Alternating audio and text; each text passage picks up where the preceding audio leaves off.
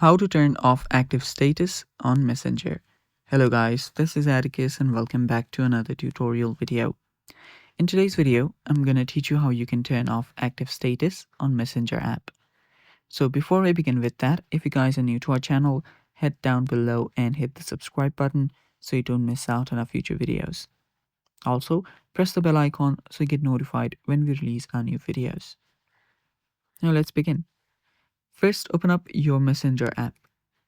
After you open that up, you can then head over to your menu on the bottom right and then head over to settings. On your settings, you'll find active status right on the top.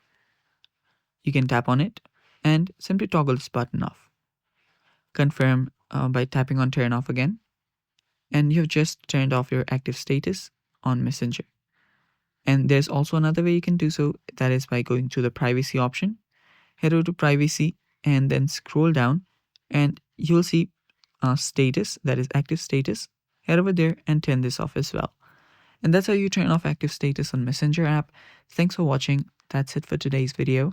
Stay tuned for more and bye-bye.